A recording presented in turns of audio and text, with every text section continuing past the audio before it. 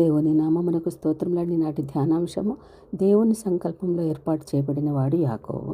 రోమాపత్రిక 9వ అధ్యాయము 10వ వచనము 12వ వచనములు. రిబ్కా మన తండ్రి అయిన ఇస్సాకు అను ఒకని వలన గర్భవతి అయినప్పుడు ఏర్పాటును అనుసరించి దేవుని సంకల్పము క్రియల మూలముగా కాక పిలుచువాని మూలముగానే నిలకడగా ఉండు నిమిత్తము పిల్లలు ఇంకా పుట్టి మేలైనను కీడైనను చేయకముందే పెద్దవాడు చిన్నవానికి దాసుడగనని ఆమెతో చెప్పబడెను. ఇందును గూర్చి నేను యాకోబును ప్రేమించితిని, ఏశావును ద్వేషించితినని వ్రాయబడి ఉన్నది.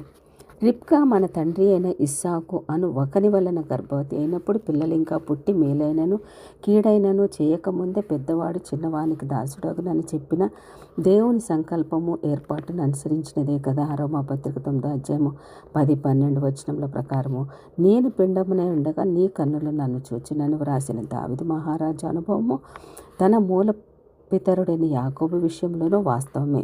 కీర్తన గ్రంథం 139వ అధ్యాయము 16వ వచనం ప్రకారం ఈ కారణము వలననే ఆ గర్భంలోని చిన్నవానిలో నక్షత్రము ఉదయించునని ఎరిగిన దేవుడు బిలాము ద్వారా దేవోక్తి పలికించెను. సంఖ్యాకాండం 24వ అధ్యాయం 17వ వచనం ప్రకారం నిన్ను సృష్టించిన గర్భంలో నిన్ను నిర్మించి ఏర్పరచుకొనిన వాడను నేనే అని యాకోబునకు సెలవిచ్చెను. యెషయా గ్రంథము 44వ అధ్యాయం 2వ వచనం ప్రకారం అతని పట్ల ఒక మహా గొప్ప ఉద్దేశము సంకల్పము ఉన్నదని సంగతి స్పష్టమవుతుంది. కారణము తల్లిదండ్రుల బీజము అండముగా తయారు కాకమునిపే ఆయన మనసులో ప్రతి వారి పట్ల ఉన్న నమూనా తయారు చేయబడగా బేయర్ లహాయి రోయి దేవునికి ఏది మరుగు. బేయర్ లహాయి రోయి దేవుడు చూచుచున్న దేవుడు. ఆ దేవుడు నరుల చెడుతనమును వారి హృదయములోని తలంపులలోని ఊహ ఎల్లప్పుడూ కేవలం చెడ్డదని చూచెను. ఆదికాండము 6వ అధ్యాయం 5వ వచనం ప్రకారం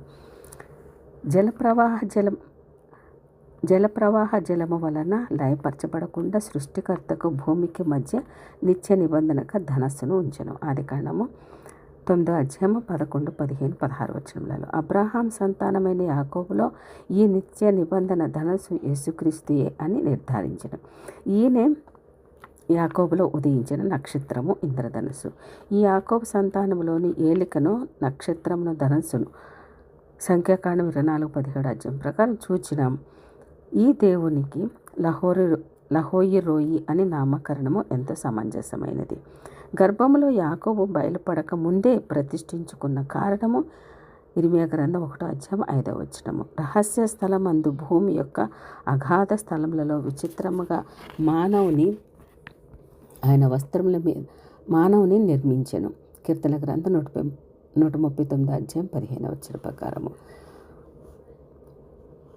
నా మహిమ నిమిత్తం నేను సృష్టించుకున్న నా జనులు యెషయా గ్రంథం 43వ అధ్యాయం 7వ వచనం ప్రకారము అన్నట్లుగా అనాలోచనంగా యాంత్రికంగా ఈ లోకంలోనికి అడుగు పెట్టలేదు. ఎవ్వరూ వీలు లేని దానిని నీవొక్కడవే చేయుటకు పుట్టావు. నీవొక్కడవే కేవలం నీవే చేయగల బాధ్యతాయుతమైన విధి నిర్వహణ కొరకు పుట్టావు సుమా.